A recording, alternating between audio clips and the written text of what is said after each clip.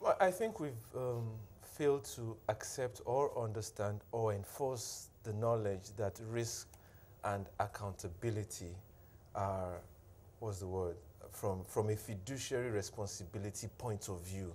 Those things are absolutely necessary for any type of even moderate, not even good, moderate governance to happen. But we've divorced risk, we've divorced accountability in such a manner that all we have now, and it's all we can have without accountability, is financial recklessness. The state governors are not accountable to anybody. Yes, we say they're accountable to the state houses of assembly, but we know in truth, in reality, that's not what happens. I think it's section 81 or 82 of the Constitution. You are not allowed to spend any money until it is appropriated into law. That is law in Nigeria. I don't see how the same people who wrote the law did not also say, after you've spent, you must give account. In the absence of that, what it means is you're telling a state governor that for 4 years, your term, every year, collect money and do whatever you like. And that can only promote financial recklessness. When the states ran into a problem in 2015, and they had the bailout, when the problems really kicked in, and here in the studio, we said that the federal government had an opportunity at that point in time to say, these are the conditions under which you would qualify for a bailout. Number one, submit, publish your audited financials for the previous 4 years. Let us see what you have been doing with money. You can't use a basket to fetch water and think because it's not full, you increase the flow of water. There are just so many leakages.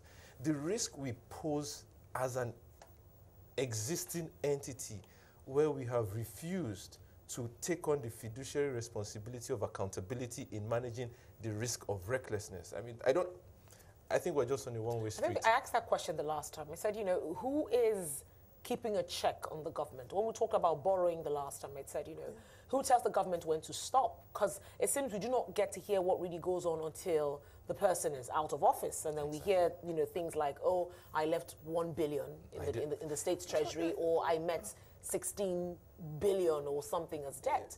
So, you know, whose responsibility is it really? You've just made it very clear. It's not there in the law. It seems as if we're really not pursuing this head on. But, or is it there, and the fact that we just ignore it? I've not seen it, let me put it that way. I've seen clearly, like I said, between sections 80 and 83 of the Constitution, how to spend money, what you must do. But subsequently, it's like I said, I mean, and when you think about a fiduciary responsibility, it's a contract based on either legality or ethics. It's ethical. If I give you money, and the government in a democracy is a custodian for the people. So whatever the government is doing, they're doing it in custody of the citizens. So we are entrusting you with certain responsibilities. It is only ethical. Even we've refused to make it legal, but at the very least, it is ethical that at the end of receiving money, you come back and say, this is what I did with it. It's almost commonsensical, you know. And if it is not done, then you are inadvertently promoting, accepting, and enthroning financial recklessness. I mean, when Nigeria is at the moment where basically the rule of law is, you know, it remains a rule of, I was going to say that, when the rule of law remains a rule of law on paper, when you talk about, you know, ethics coming into the picture here, I'm not sure how this will play out, but maybe if you help us understand the risks involved, you know, for not putting a check on the excesses of government, you know, and how they manage their funds, how that's going to impact our economy going forward. Who knows? Maybe that would actually, you know, make someone have a second think or rethink about how they manage their state funds. What are the risks we're looking at here? Okay, so for example, let's pick a lot of the states are still owing salaries. It has reduced from the last time we spoke. But one thing that nobody is really looking at is the number of states and the number of months owing pensioners. Now, if you are owing something as basic as salaries and pensions, this has a very massive socioeconomic impact. Then the risk you run is that you are therefore telling people who come to work every single day and you're not paying them. What are you telling them about survival? If they find a loophole to steal or defraud you, it's going to be, I'm not making an excuse for that, but it's going to be really, really hard to hold them accountable. You haven't held up your own part of the contract. You owe someone for 6 months, he has a family, he has children in school, he can't feed them. I mean, earlier in the year, we're doing a lot of studies on the number of suicides regarding not receiving salaries. These things have a socio-economic impact. You are breaching the trust of the people. And if the people cannot trust the government, at some point in time, they will revolt.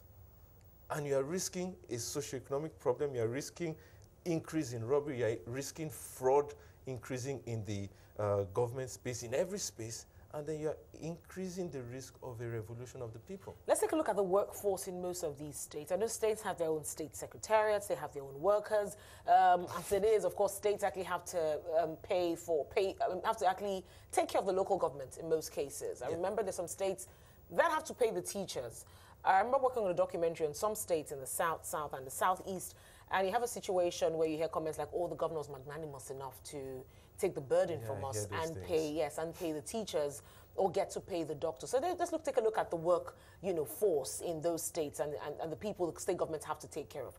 When it comes to the civil service, Zeal, is there a set down, quota or something, that tells the governor this is the number of people that must work in the secretariat? It doesn't matter what their functions are, it doesn't matter if they're really contributing anything to the state, but they must be employed. Because, I mean, that's where it starts from to begin with. Yes, I agree. And you're moving into an area what I like to call human accountability. Again, everything comes, accountability is a culture, We just don't have that culture. Yes.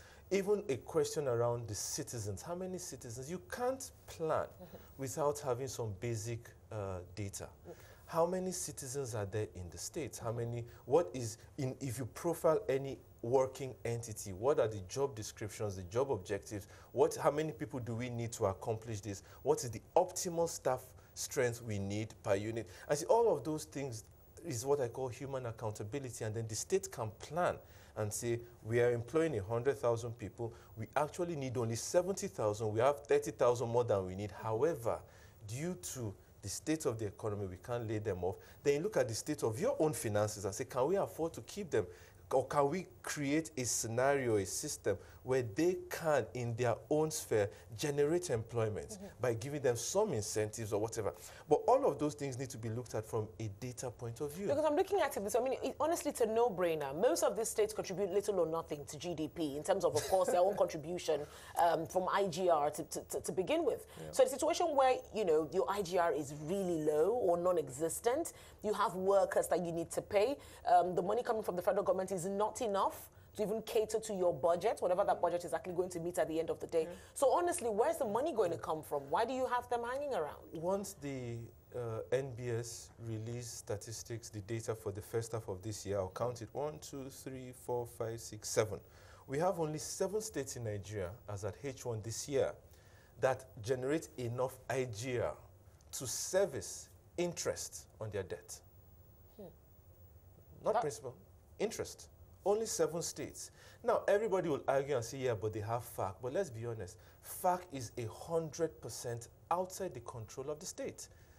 Outside, and therefore, if you are dependent, if your existence is dependent on something that is 100% outside your control, believe me, you shouldn't exist. So, in a nutshell, I'm probably lost for words right now, because, it's looking at it, you just cannot analyze what's happening.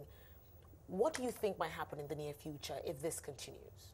This has been going on for some time. It's just getting worse and worse. And it's such a basic issue that I don't understand why we are not tackling it properly. It's accountability.